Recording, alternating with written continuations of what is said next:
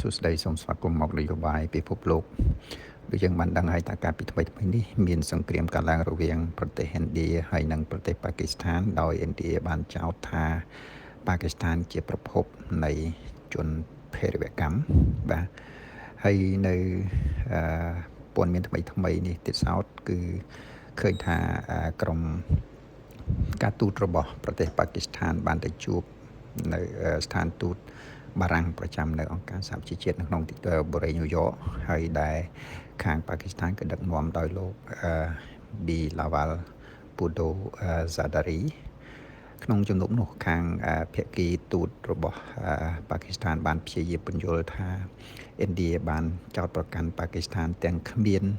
ហេតុផលគ្រប់គ្រាន់ដែលថាឥណ្ឌានៅពីក្រោយខ្នងនៃការវាយប្រហារហើយពួកគាត់ក៏បាននិយាយដែរថានេះគឺធ្វើឲ្យមានផលប៉ះពាល់ជាបន្តទៅទៀតបាទហើយក្រុមការទូតរបស់ប៉ាគីស្ថានក៏បានបញ្ជាក់ដែរថាការវាយប្រហាររបស់ឥណ្ឌាគឺវាយប្រហារទៅលើជនស៊ីវិលក៏ដូចជាការបំផ្លាញនៅហេដ្ឋារចនាសម្ព័ន្ធបាទក្នុងនោះដែរក្រុមការទូតរបស់ប៉ាគីស្ថានក៏បានទាក់ទាញទៅលើការបញ្ឈប់នៃសន្ធិសញ្ញាទឹកនៃទន្លេឥណ្ឌូបាទសូមបញ្ជាក់ថាសន្ធិសញ្ញាទឹក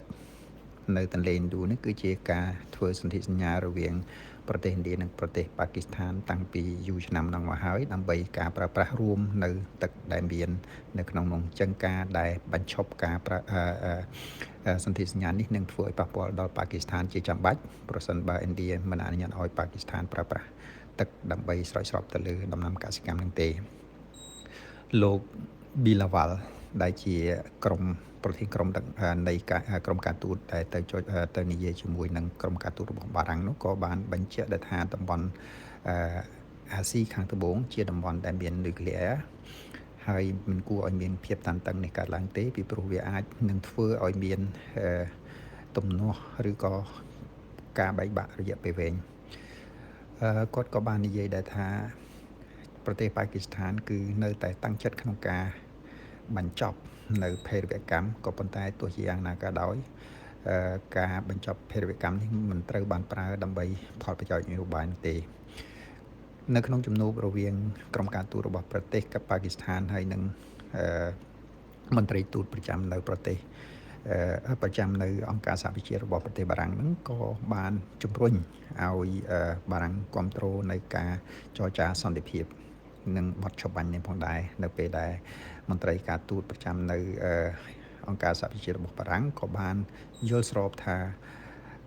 ការជជែកគ្នាដើម្បីរកសន្តិភាពនឹងគឺជារឿងល្អហើយស្នើសុំឲ្យភាគីទាំងអស់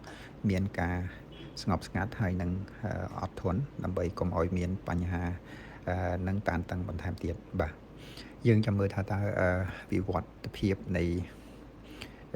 សង្គ្រាមរវាងឥណ្ឌានិងប៉ាគីស្ថាននឹងទៅជាយ៉ាងណាតែក៏យើងនៅតែសង្ឃឹមថាប្រទេសទាំងពីរអាចនឹងមានដំណោះស្រាយជាសន្តិភាពឬក៏សន្តិវិធីព្រោះបើសិនជាការវិវត្តទៅភាពមិនល្អវាអាចធ្វើឲ្យប៉ះពាល់ស្ថិរភាពក្នុងតំបន់ផងដែរបាទសូមអរគុណ